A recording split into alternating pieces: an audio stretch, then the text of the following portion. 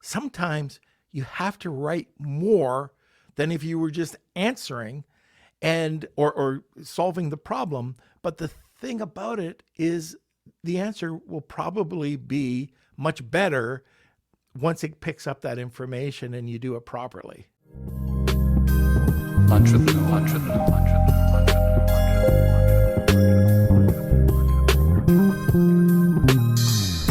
Hey everyone, this is Norm Farrar, aka the Beard Guy here, and welcome to another Lunch with Norm, the e-commerce and Amazon FBA podcast.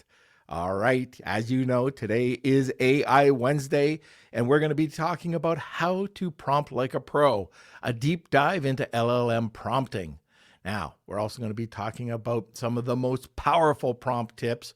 What are the limits to LLM prompting, and how can people develop their own prompts? So welcome to another Lunch with Norm, the e-commerce and Amazon FBA podcast. All right, I think you guys are going to love this show. Like I said, it's AI Wednesday, and we're going to be talking about how to prompt like a pro, a deep dive into LLM prompting. Our guest is a copywriter by background. 5 years ago, he taught himself AI and coding and built the first version of Percy. Now Percy is the most advanced AI Amazon listing tool on the market, and their small team is building the next gen of Amazon selling tools. Now today, first-time guest is Britton Upchurch, and we'll be talking to him in a second. But let's have a word from our sponsor. Are you going to be doing a live read? Well, I guess I am now. I just thought of that.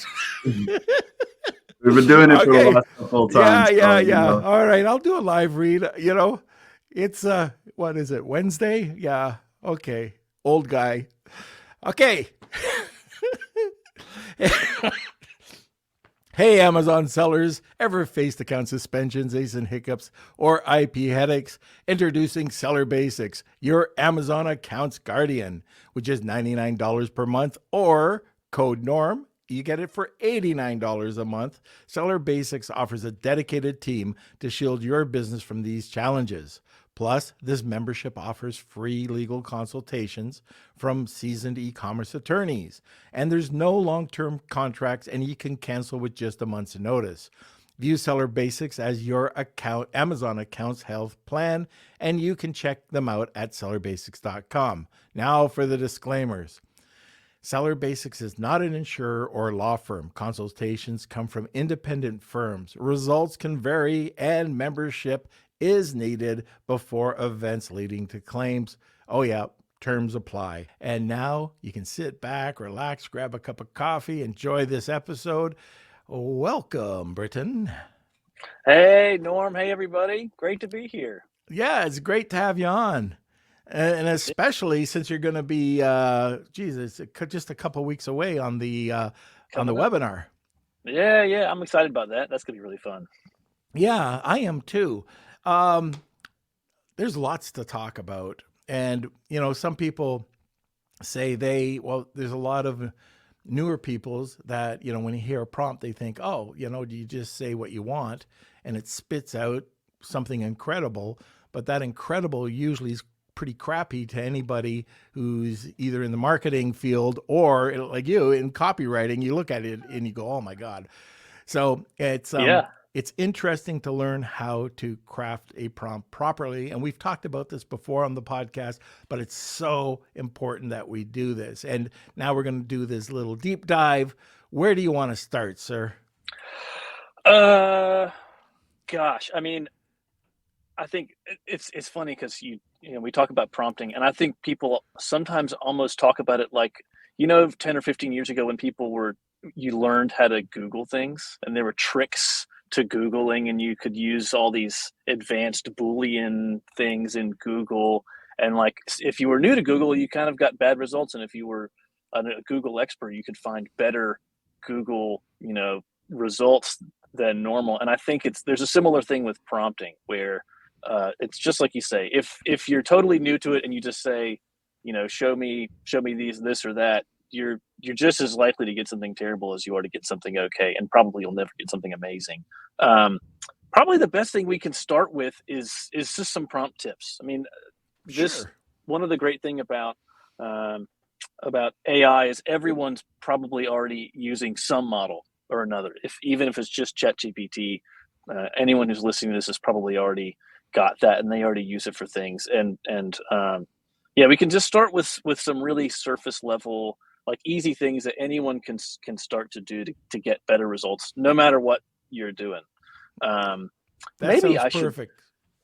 because I know, like, I follow the show, and like you have a lot of AI chat on here, so I'm sure that a lot of the basic prompt stuff you all have already talked about before. But I think it may, if there may be one or two things that folks have heard before, but there's probably some new things that maybe you haven't tried, or maybe didn't think about trying for whatever the job you have. Absolutely. So like I recognize all the names in the comments section, but I also know that we'll get a lot of downloads later. And we don't know if these people are new to prompting. If you want to just quickly skim over basic, and then we'll get into some more advanced. Sure. Yeah. Well, I mean, maybe the most basic thing is we're talking about LLMs here. So Right. these are ChatGPT, Claude, Gemini. I mean, all the models. Probably tomorrow the models will all change, and there'll be 5 new ones. But the basic idea here is you type something in. It's free text. You can say anything you want to an AI model, and you'll get something back. Which is actually kind of a challenging interaction. I mean, we're very used to clicking a button, and we know exactly what kind of mechanic is going to happen. And suddenly there's this, if you want to do something, you're sort of staring at a blank page, and you think, well, how do I get what I want out of this? And with a prompt, you never, it's not like the AI is going to say, hey, great job with your prompt, you did the perfect prompt. It's just going to give you something, and it's up to you to decide if it's good enough. Which is it's kind of annoying, but it's also an opportunity, because when you do get something that works great, you can use it again and again. So that's just, when we talk about prompts, that's really what we're talking about, is what are you putting into ChatGPT or something else to get something done. I think some of the basics is know your models. There are free models and there are paid models. For instance, if you're using ChatGPT free, you are using the GPT 3.5, and you're getting a less performing model, not as smart a model as if you're using a paid model. So I think one of the basic tips is just know what model you're using, and what limitations come with that. So if you're using like the free ChatGPT, you're not maybe going to get as reliable results. You might get more mistakes than if you're using like the top tier GPT-4, Claude 3 Opus type models. And there's a huge difference, by the way. So anybody who's listening, and instead of ChatGPT, let's talk about Claude. So Sure. I used to compare Claude and ChatGPT 3.5, and then when 4 came up, it blew away Claude. Claude 3 is awesome. Like I use it quite a bit, and it's incredible what it can do. And by the way, everything that we're talking to you about right now, if you have any questions, if you want to go further, if you want to learn more prompting, Saj Audibus, he's got skill leaps, and we talked about it I think it was on Monday, but I was just talking to him just a day ago, and the tutorials that he's got out there. So if you think we're leaving in the dust at all when we start to get into more advanced, you can just check with Saj, and it's nothing. It's $20 a month, I think. I think it's that, and we give you a discount here too. But you can follow up, so you can see what's new in Claude 3.5 or Claude 3 or anything, because each one of those would be an hour in itself. So I just wanted to put that out there if you guys are interested. That's a great point. Yeah, I think it's sometimes easy. There are people who are just getting started who've never used AI before, and they're not necessarily sure where to begin. And then there's other folks who are in the middle, and then other folks who are pretending to be experts and making everything up. And of course, the ground changes every week. Right. So Yeah, great call out. If we are also if we're sort of getting ahead of things or there's any confusion, put a question in and let's chat about it here. We can back up and go over basics. But I agree with you about Claude. Claude 3 is a real step forward. And of course, this is not maybe often talked about and certainly not really acknowledged by companies like Anthropic and OpenAI, but the models themselves change over time. I mean, GPT 3.5, GPT-4, the companies are adjusting the compute that they use over weeks and months, and so it all gets a bit conspiratorial. But if you look online on message boards, people will say, "Hey, GPT-4 used to do this pretty well, and now it's not doing it so consistently anymore." They'll always let you know when they've made an improvement, but they'll never tell you when they've actually cut some costs somewhere and cut a few corners. So yeah, I think one of the basic things is know your model, know which one you're using, know what they're good at. I mean, even things like GPT and Claude, they have different strengths and weaknesses. For instance, if you're doing, not that anyone here might be doing this, but if you're doing code work, like certain GPT models are great at it, certain Claude models are great at it in different ways, and it's helpful to know which one might be best for you. And even if depending on what your needs are, if you're using 3.5, just upgrading to 4 might be a huge boost, and you might get way better results that way. So know your models is a first tip. This is another basic one, but I think it always bears repeating. Give all the information that you need. So I think a lot of times, especially because AI is so magical, folks will sometimes make a prompt and then assume that AI is going to understand everything about the context of the problem. But it's really important. Say if you're writing a customer support email or a customer question, give all of the prior information. Give all the back and forth that comes before. The more you give AI, the better, the more information it has. I think maybe where some of the confusion comes from is AI has a lot of general knowledge. It knows what trees and clothes and pants and 401ks are. So I think sometimes you can forget that it doesn't know this exact customer information or what this customer just ordered 5 minutes ago from you, and it might not know unless you tell it what the features of such and such a product are. So yeah, give it all the information you can, and it usually helps. Interesting that you said that, by the way, because and I talked about this on Monday, but like this book that I'm trying to write, that I don't want it to be AI driven, but it's 17 pages of back references that I wanted to, keep, like, the character bios, the theme, the plots, the subplots. And Yeah. so, and I'm using that as an example. I use that as an example quite a bit because I'm typing a lot more than if I just wrote the bloody book. But what I want to do is come up with something amazing. And it's a fictional thing. It's not anything to do with, it's just a fun thing I've always wanted to do. And I wanted to see what ChatGPT can provide. And by the way, 3.5, 4, Claude, and Claude 3, I've put the same prompts in, and I wanted to see where it would drive it. And then I'm taking that information and feeding it back into GPT-4 or vice versa to see what it comes up with. Oh, and that's great.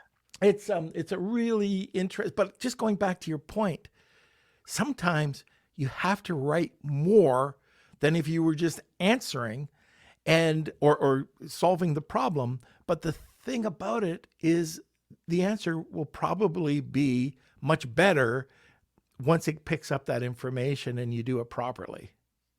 That's true. And maybe a side point to that is I don't maybe AI, if it's a small thing, AI doesn't need to do everything. Like sometimes it can be worth thinking beforehand, hey, is this even worth taking the effort, or should I just type off this email or just write this thing? I mean, I think a lot of times it's just fun to experiment and to play with a tool and see what's really possible. I hope this email finds you well. yeah, exactly. Yeah, delete. That's coming up later when we talk about how to get AI to not sound like AI. Oh my God. Yeah. This is actually okay. So this next one, this is probably in the same vein, and depending on what you need, if I think most of the use cases we're talking about is you're sitting there doing something one-to-one with Claude or with GPT. So this may be a little. It's pretty easy to know what you're getting there, but this tip is tell the model the format that you want your answer. So I write software, and so for instance, Percy creates Amazon listings top to bottom in an automated way. And so sometimes you can imagine if we said, okay, write an Amazon title with properties, this, that, and the other thing, go. The format you'll get your answer in. Sometimes it'll give you a preamble, that like often models sort of give you an introduction. Sure, here are all the things that you've asked for. And it might put things in different formats. Sometimes it gives you a list. Sometimes it gives you a couple of sentences. So if you have some kind of a task that you need structured, if you're looking for, say it's a customer email and you're looking for, you want to make sure that your answer has the context of the problem, it acknowledges the customer's issue, and then it offers a solution. Tell the AI that that's what you need in this order. The more instructions you can give like that, especially if you're doing something over and over. And I think a lot of times when we talk about prompt development, we're trying to find those tasks that we do a lot so that we can have one prompt that we work on. And every improvement we make, that thing's going to get better and better. So telling the model what you want and the format you want it in really helps. I think a lot of times that's another that might be like a intermediate. That's not quite a novice one, but that's Right. a good way to structure your output.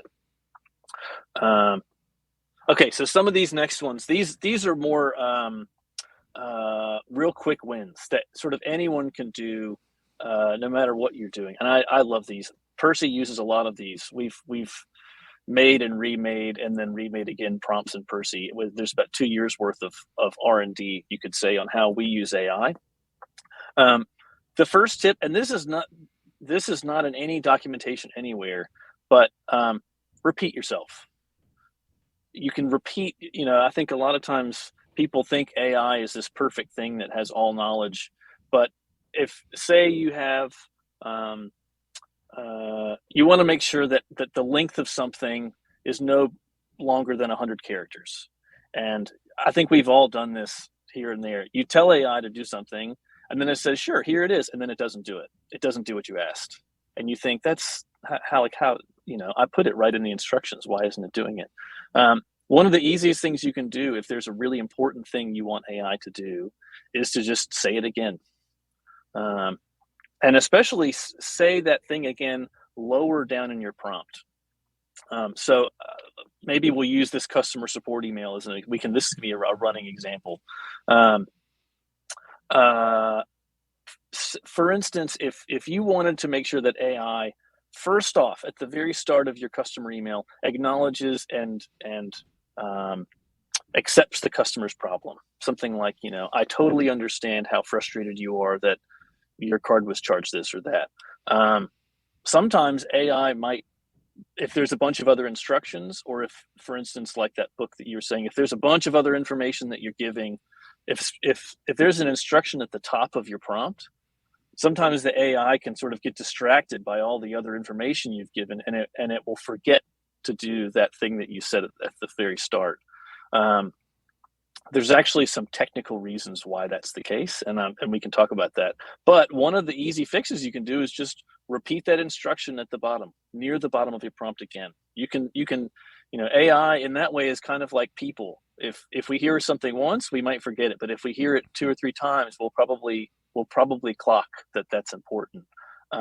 So can you refer back to prompts? Do you recommend that? when you say referring back to prompts, what do you mean? Well, now one of the things that I do is I gather the information and I put it into a Word doc, and then I upload it, and I just say refer to the Word doc, and then whatever the prompt is. Prior to that, I would just say if you would, let's say you have 2 or 3 different prompts that you've got in a chat, and I would just go refer back to the previous prompt and blah blah blah blah blah blah. Oh, I see what you mean.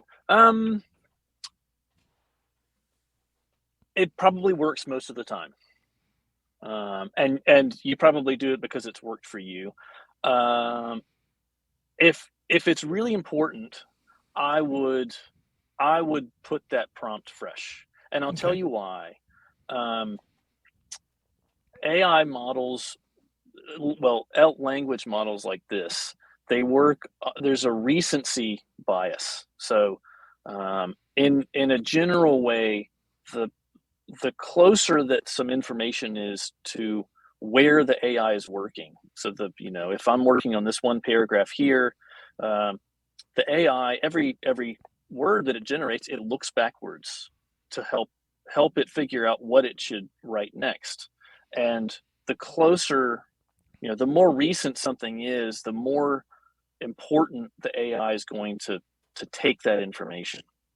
So if there's, for instance, in your book that you're writing, if there's some character that's introduced, the paragraph before, the AI is going to have a much clearer vision of that than it's going to have of some event or a scene that happened 2 chapters ago, even if it's in the context window. So, Claude has huge context windows, and it's all the information's in there, but as a general principle, the closer that, the less that an AI has to look backwards to see some information, the easier time it's going to have finding it and remembering it and understanding it.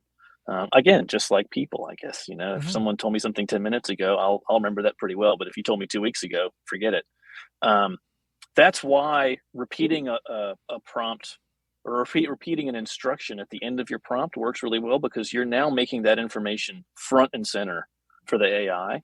And it also is why if you have any troubles with a prompt, it could be as simple as, don't tell it to refer back to an earlier prompt, just put the prompt again. So if you're telling it to look backwards, then it might be needing to look back through, it could be, 10,000 words of text to find that prompt that you're referring to in the context. And a lot can go wrong there sometimes. But if there's a few other things I want to add. Sure. If it works for you, it works for you. I think a lot of these are all about experimentation, and one of the best things you can do is just play around and see what happens. I mean, the stakes are pretty low. But there's also, and this is probably not so important now, but I think the AI companies are starting to see that people want to have, kind of prompt libraries. They want to have quick access to things. And one of the things that Anthropic is working on with Claude is something called caching. So you can if you have a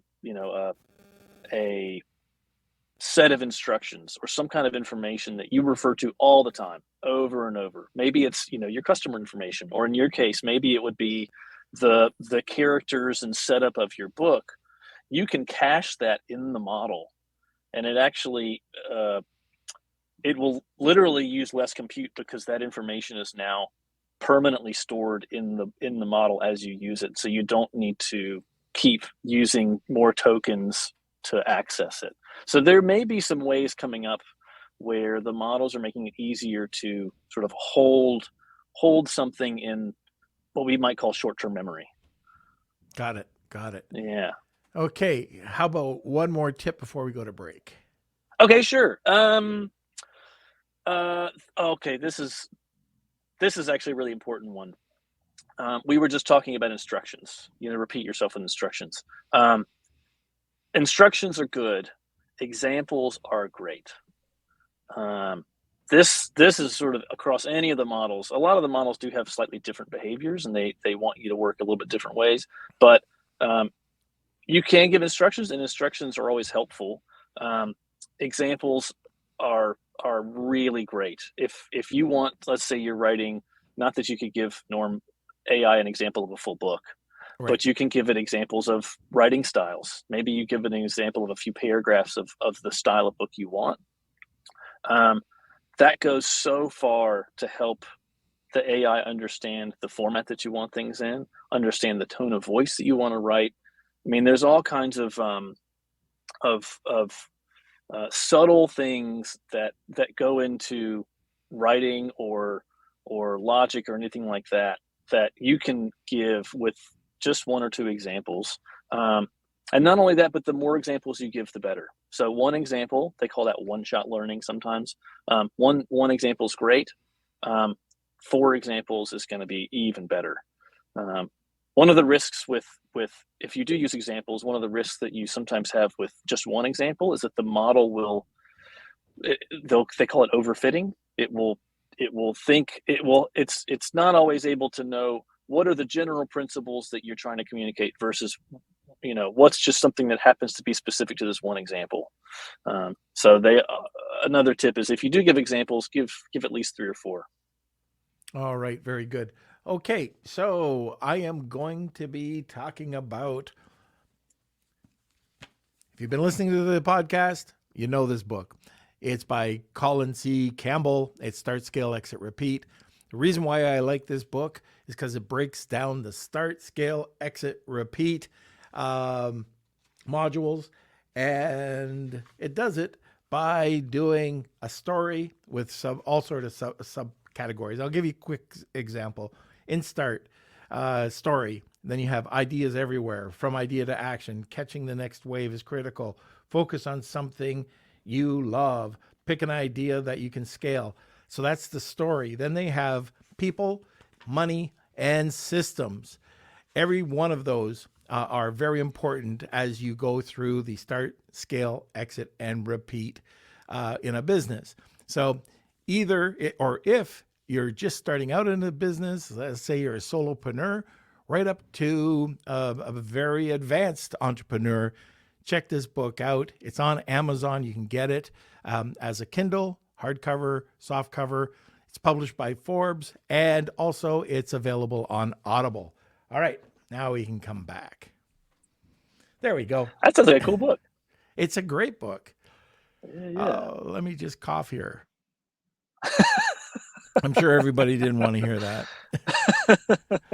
Okay, and one thing I should mention too, if you have questions, please let us know as we get into it. But before we do this, at the top of the hour, we're going to be having a giveaway. It's called the Wheel of Kelsey. If you haven't heard of this before, our guest usually gives away something from their company. And today we've got a really great, awesome giveaway. But first, if you want to, I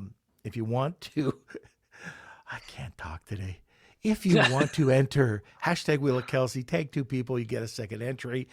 And Britton, tell us what we're going to be giving away. So we're going to be giving away 3 free months of Percy's starter plan. So that means that might not mean anything unless you know what Percy does. Percy is an AI Amazon listing tool. It finds the keywords for your listing. It generates a full listing copy. So title, bullet points, description, backend keywords, everything's fully optimized. It audits the whole listing for any problem words or phrases that could get you suppressed. It tracks your rank, does lots of things. We're going to be giving away 3 free months of the starter plan. So every month, that's free keyword research, free keyword tracking, 6 listings every month you get to create and optimize. So that's really cool. I'm excited.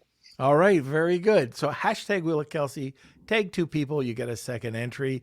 Okay, any other, and I know there's a million out there, but any other quick tips, and then we can move on. Sure.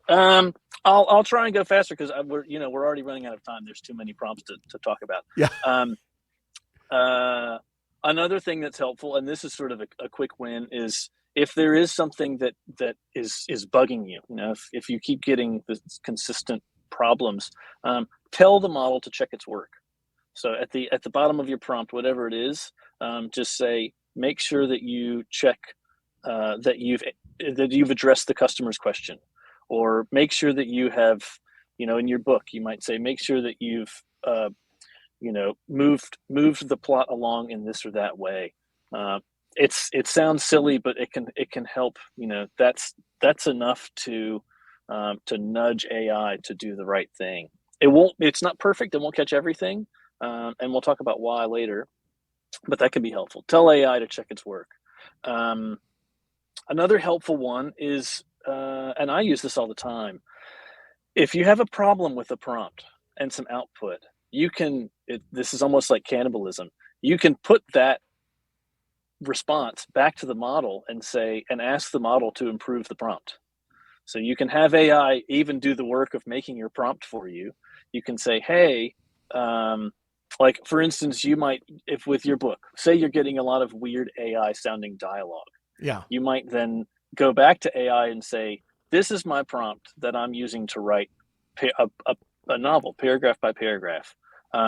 This is what I got in a paragraph. How can I adjust my prompt so that it's less this and more that? And then it will give you some suggestions. And sometimes they're really helpful. Like it's easy to overlook some of the obvious things. So that's a really helpful one, is ask the model how to improve the prompt. That book, by the way, this is just a simple prompt that I asked it to act as a senior editor. So I've got it going back. It acts as an editor, comes back, say, now look at it as a senior editor. And it comes back with some incredible information. Like you're going, wow. Oh yeah, I did miss this. I do have to get rid of that. Yeah. So it's just interesting if you ask the right things, or you ask it to act a certain way, or in a certain tone, or as a certain person, you'll definitely get much different responses.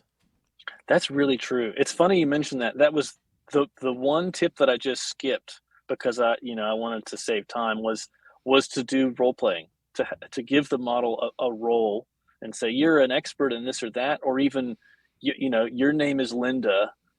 You've done, sorry, can you still hear me? Yep. My computer just had a phone call that popped up and it minimized it. Oh, anyway, yeah, no problem. to do some role playing, like tell the AI who it is and what it's good at, and it'll change dramatically what you get. That's a really good one. Okay. One last one I want to cover, and this is actually, I love this one. Some people call this waterfalling your prompts. Mm-hmm. I sometimes just call it, breaking down your prompts. If you have a complex thing you're trying to do, like in your case, you're writing a book, AI can do one thing really well, and it can do 3 or 4 things okay. But like a person, the more instructions you give AI at the same time, the more its attention will be split between doing all of those things. And so anytime you can break down a task into subtasks, you'll usually have much better results that way. And I'll use your book as an example. If you were writing a chapter, you wouldn't probably say, here's my book, write a chapter about XYZ, go. You would get better results if you said, as a first step, you'd say outline the concepts and sections of a chapter about this. And then for each of those sections, you went back and said, now here's a book about this. Here is an outline. Write this one section, only this one section. And then it wrote that section. And then as a follow-up, you then said, here is, you gave it to your copy editor, to your editor, and you said, here's a chapter from a book about this, proofread it. Find any errors or give any style suggestions. So the more that you can break out your prompts into multiple steps, that means that each step is a little more focused and a little simpler, and you're going to have much better results that way. The drawback is that's a lot more work if you're just one person in front But of a computer doing it. I can tell you that's exactly what I do. And Uh, the quality of the work is so much better. It used to yep. be, I tried it when I was first doing this, I would just hit continue. And then the chapter would continue and then continue. And then it would hallucinate so much. I'd have to go back, start all over. But yeah, that's exactly what I'm doing right now. I break it down into subsections. Yep. Yep.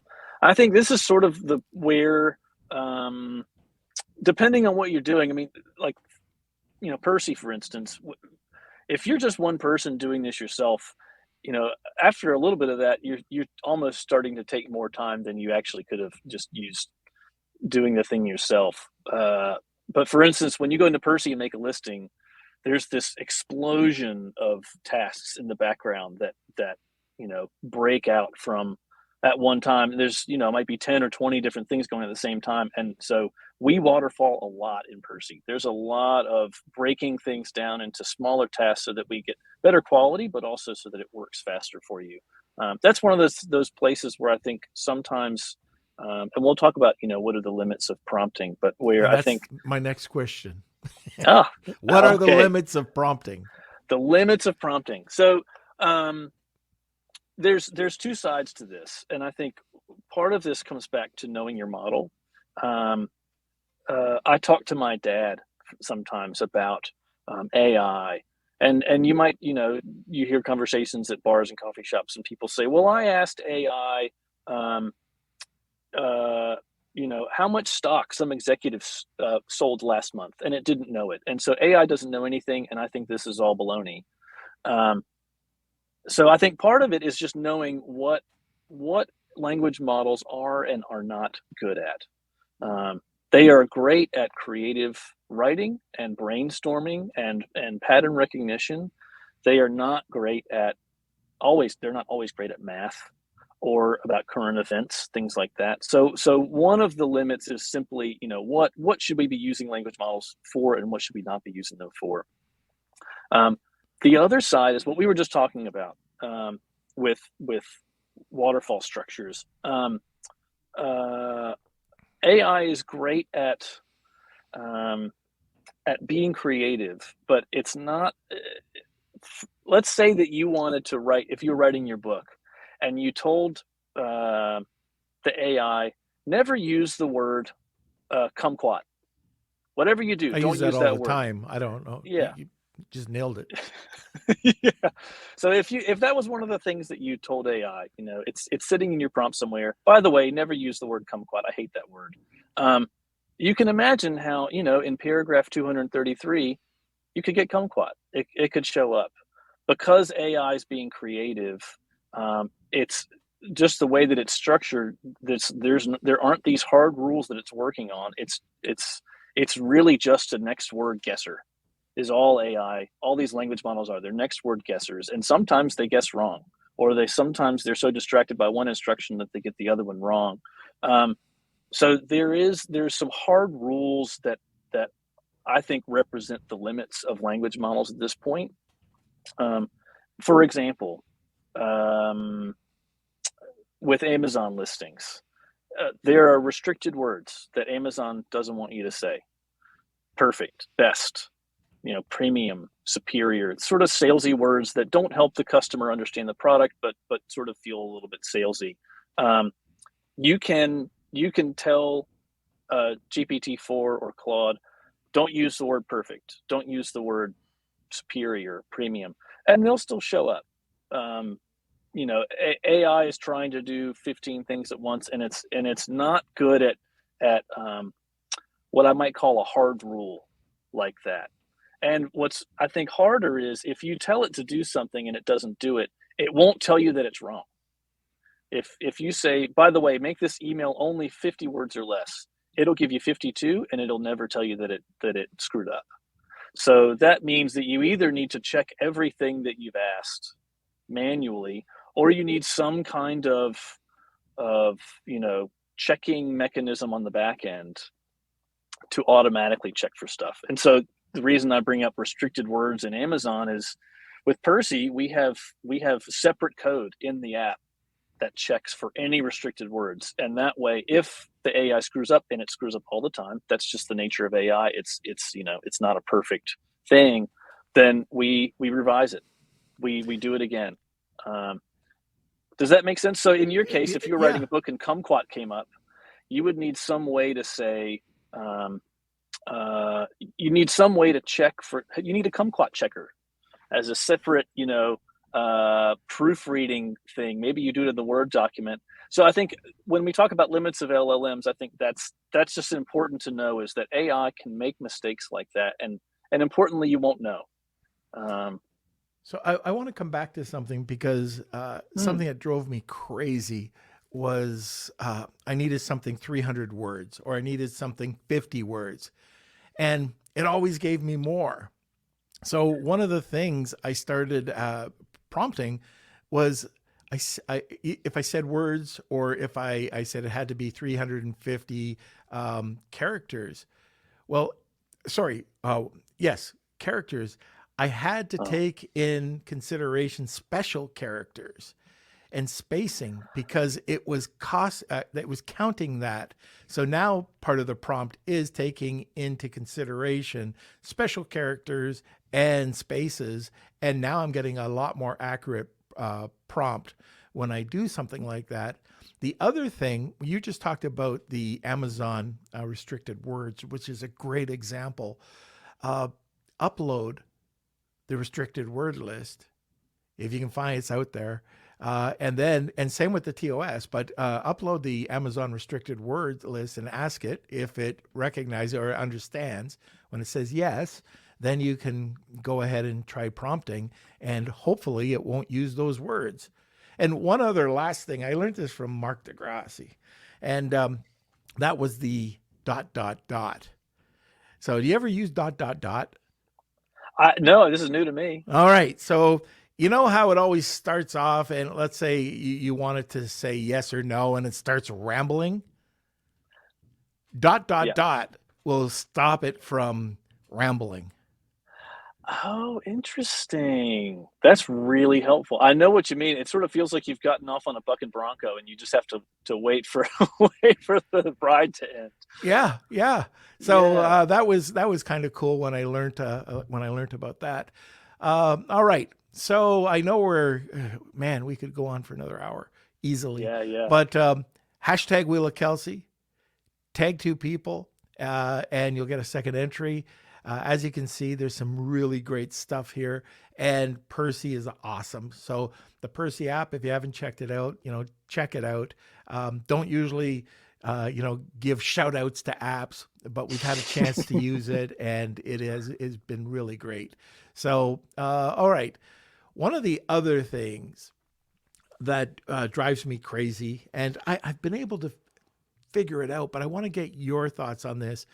When you get the stupid, consistent, I got you, I hope this email finds you well, how do you stop that crap? That's a great question. How do you get AI to not sound like AI? Yeah. Some of these are going to be things we've already talked about, but I think that they help in this specific instance. So, one of them is examples. So if you're doing an email and it says, "I hope this email finds you well," or it gives you an email that's sounds not like you, upload, give 5 examples of your emails. Go into your send inbox and find 5 and just put them in there as, here are my, examples of my emails. Now write me an email like this. I think that's, so the reason that works, and I think the reason that AI sounds so much like AI, I mean, I think we've all sort of gotten, over the last year or two, we've all started to get a sense for the general tone that AI has. It uses certain words a lot that are, they're telling, that you sort of, you see a word and your antenna goes up and you think, I think this comment was written by AI, or I think this email was a ChatGPT email. The reason for that is these models all start with a very general language base. You know, when you go into a prompt, you start a fresh prompt on ChatGPT from nothing.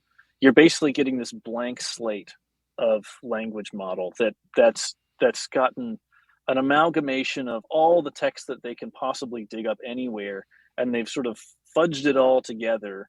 And they also then have their own interior prompt that no one sees on the front end, but there's this interior prompt that they put to sort of sanitize the output, to make sure that it's, I mean, a lot of it's helpful. They don't want you to teach terrorists how to make bombs, but that also means that a lot of what comes out has a similar flavor to it. Mm-hmm. And the way that you can get around that is, the best way is examples. So if, like with your book, I could totally see how if it's just writing a generic book without any examples, it's going to give you a really gray, neutral type of writing. But if you give it a few examples of, quirky authors or quirky paragraphs that you like, that's really going to help steer it away from a lot of the blah vanilla stuff.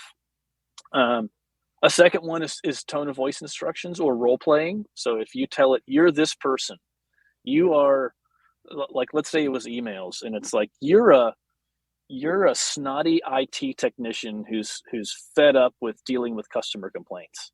Write an email about this. You're definitely not going to get, I hope this email finds you well. Right. So I think AI will default to politeness. It will default to being inoffensive, which ironically can sometimes become offensive because everyone rolls their eyes so much. But giving it a personality can really help.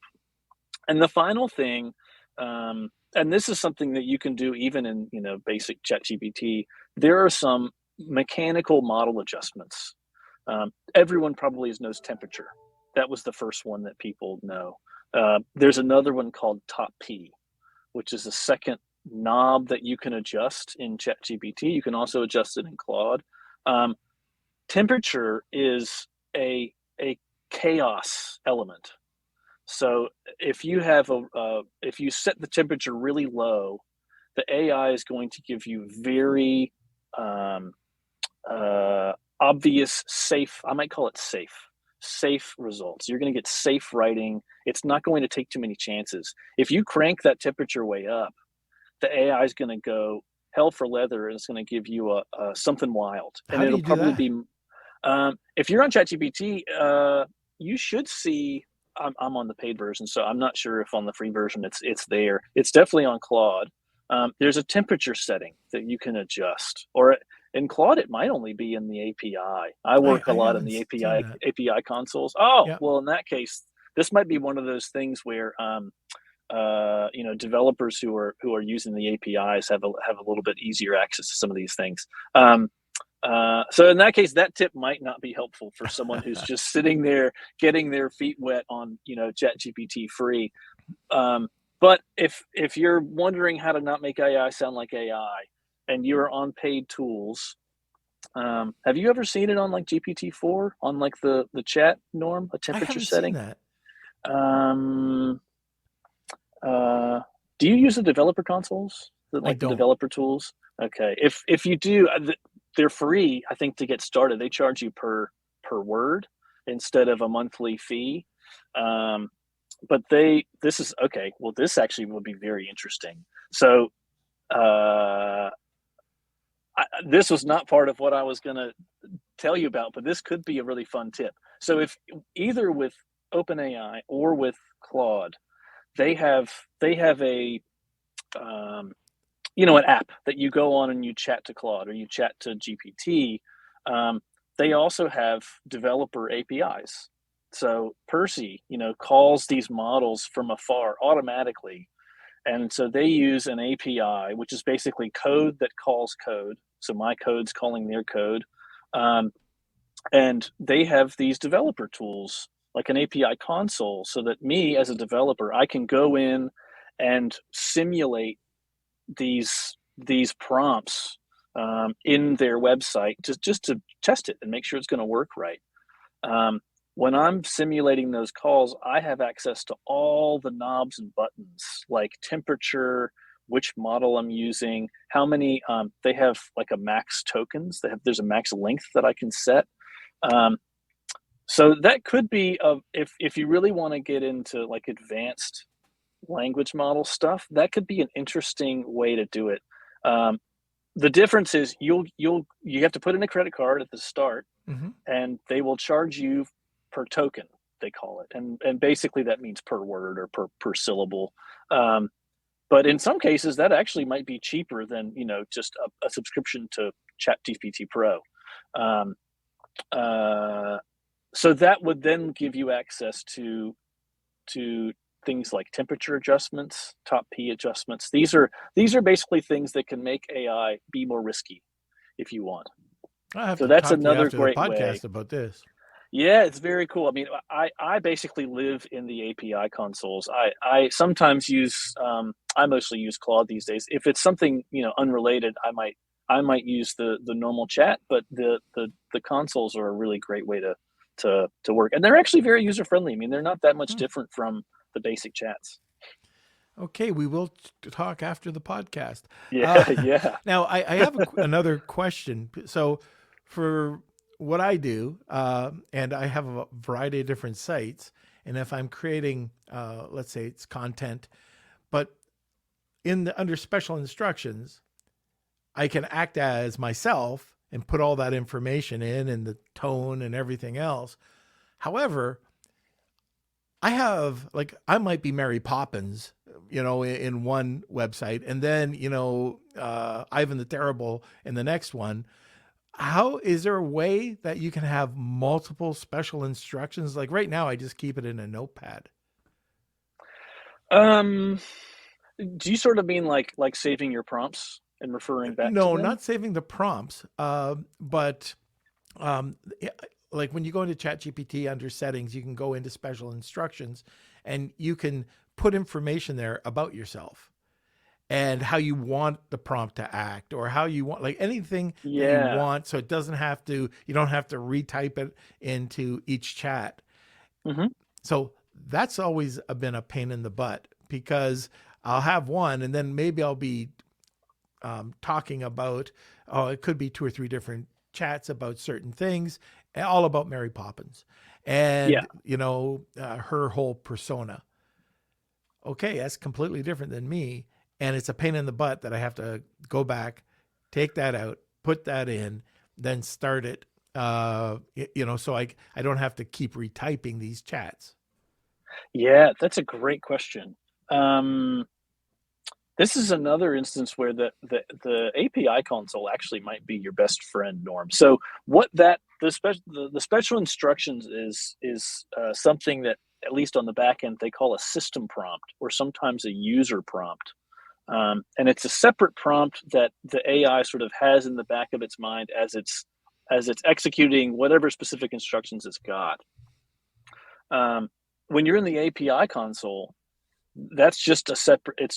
You get 2 boxes. You get a system prompt and a main message prompt, and it's just an available field right there, so you can just adjust it as you go. I think my best guess is the folks who they're designing the normal chat for are not such advanced users that they would want to have these different specialized instructions that they'd refer to. So I think the only way that you're going to be able to do that, as far as I know, is to backtrack back to the special instructions, update them, and then go again. All right. So I've got one question. It looks like we have a couple of questions afterwards, but how can people develop their own prompts? Ooh, okay. This is a great question. I'll start with an email. Let's use the email again. I think the first thing to set up at the beginning is prompting is not get it and you're done. If it's important enough that we're talking about it here and you're thinking about it, you should always be thinking. Prompts are always changing and developing and updating, and you can always keep working on them to get better results. So, as a step one, my advice is start with something simple and start with the best model that you've got access to. So if you've got GPT-4, use GPT-4 and start with something simple. and just iterate on it. I think the fastest way that, like when we're developing a new function in Percy, for instance, we'll sort of sit there for a half a day and just play with different prompts that we can use and see what comes out, and then we'll understand, okay, this worked pretty well. We'll take this and maybe we'll add a second thing here, or if the information is bad, then we need to think, okay, how can we get the AI to do a better job at this? So I think starting with something simple, experiment. Don't, like, AI is not going to get mad at you. It's not going to get frustrated and quit. You can just keep plugging away and trying new things, until you get something that you want. And I think generally there's no magic number for how long a prompt is, but you would be surprised at how long your prompts can get. Yeah. So don't be afraid to really, go on and on, give lots of information. Don't be afraid to try that and see what happens. It can really pay off to break out a little bit and try that. I think what's usually helpful at that point is when you've got a bit of a start, see if you can break out the tasks, see if they can become 2 prompts. That might help. Or if you're still having problems, once you've gotten something that's working okay, but there's occasional problems, I would quiz the AI and say, hey, here's my prompt, here's what I'm getting. How can I sort of adjust the prompt so that I'm getting X but not getting Y? All right. Very good. Yeah. Okay, Kels, let's go over to some questions or comments. All right, so this one is from Michael. With the upcoming Amazon AI optimization for listings over keywords, what can we do to ensure our listing is optimized for that? With the upcoming AI optimization for listings over keywords, what can we do to ensure our listing is optimized for that? Now, Norm, I want to ask you what you think. Do you think, was it Michael that had the question? Yeah. Thanks, Michael, by the way.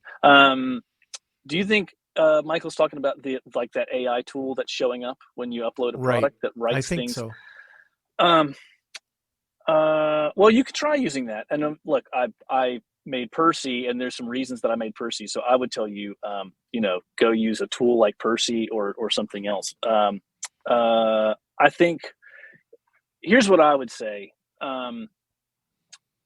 Amazon's going to give safe baseline copy for you for your Amazon listing. I was actually just playing with that tool again the other day. I don't see any keywords. I don't think there's any keywords that are going into what they're giving you. I think their goal is to try and make sure that every listing is at least at a certain level of, it looks good, and that there's no listings that are just, 2-word bullet points, those ones that are just skeleton listings, basically. They're trying to avoid that. You're right. To me, there's a problem of position that Amazon has with AI tools, where they want everything to look consistent and to look good for shoppers on the platform, but they don't care if you rank higher or lower than anyone else. So Amazon's always going to give you something that's fine, but it's not going to give you something that's necessarily competitive over, other products that you're competing against. So I would say, at the very least, if you're going to use, Amazon's inbuilt AI things, I would take that and then optimize keywords into it. You'll have to do your own. Amazon's not going to help you do that. Like, they don't want you to necessarily keyword stuff. They don't care if you rank high or low. So I would go to, your favorite keyword tool, get some keywords and put them in yourself. So you'll have to take that and do extra work. Or use a tool like Percy. It does, it goes all across the extra mile and then an extra 2 kilometers past that to make sure that, you're getting compliant Amazon copy, but you're also getting keyword research that is good, and that they're all getting optimized into all the copy. So then that's what you really want. You said kilometer because I'm Canadian, right? Yeah, exactly. Yeah, that's what I thought. So, okay, I think that's it for the questions. That's a great question, Michael, by the way. Thank you. Now let's talk a little bit about Percy and what it can and what it can't do, and then your contact information. Of course. Yeah. So Percy is an AI Amazon tool. We started as a listing generator. That was the first thing we did. You could go in and give some details about your product, and Percy would write out all the things you needed, all the title, bullets, keywords, backend, all that. Now Percy does keyword research. So we have an AI powered keyword research tool called Keyword Wizard. In a few minutes, you can have all the competitor ASIN keywords all sorted the right way, all cleaned of bad keywords like other brands, misspellings, foreign languages, that sort of thing. So that people actually love that. That saves a lot of time. So you find your keywords with AI, and then you generate a fully optimized listing. So that's title, bullets, backend, all that stuff. All the keywords are optimized. Everything's formatted for Amazon. And as we were talking about before, everything's audited for any words, phrases, anything that could trigger Amazon bots to cause a listing suppression. Percy watches for that, catches it, so you never have anything go up. And finally, we just launched rank tracking a few weeks ago. So now Percy will also track the organic rank of all the keywords that you have in your listing, so you can see the progress over time, which I think is very cool. So that's Percy in a nutshell. All right. Contact. Find me at Britton, Britton, at Percy.ai, PERCI.ai. You can just go to Percy.ai and hop in the chat. I'll be there to answer any questions. You can find me on LinkedIn. I'm on LinkedIn all the time as well. The last thing I'll mention is we have the giveaway, but we also have a code for anyone and everyone here, Beardo10. Go into Percy and type in Beardo10 to get 10% off. I'd love to go try it. Tell me what you think. I'd love to chat to you. Very good. Awesome. All right. So one last chance to enter Wheel of Kelsey. So it's hashtag Wheel of Kelsey. Tag 2 people. You get a second entry. And we'll be doing that in about 30 seconds. But Kels, let's do a sponsor first. Facing cash flow challenges with your e-commerce business? Discover Viably, your ultimate financial ally. From real-time sales data integrations to immediate funding access, Viably is here to support you.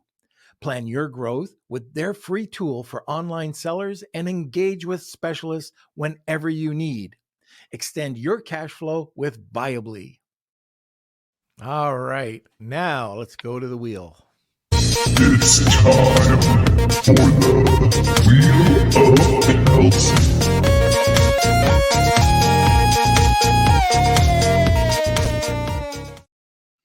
All right. This is so fun. All right. Well, thank you everyone for entering today's Wheel of Kelsey. I'm going to shuffle these up. And if you are the winner, please email me, k@lunchwithnorm.com, and we'll set Great you up. prize today. Let's see. And it looks like Who got it? I think it's Alan. All right. Congrats, Alan. Congratulations, Alan. I'm not sure if you've won before, so I think that might be a first, maybe once before. But Alan from YouTube, congratulations. Just email me, k@lunchwithnorm.com, and congratulations. All right. Well, sir, thank you so much for coming on. Want more great information? Don't forget to subscribe by clicking here. Also, if you want to check out our latest podcasts, click over here. Lunch with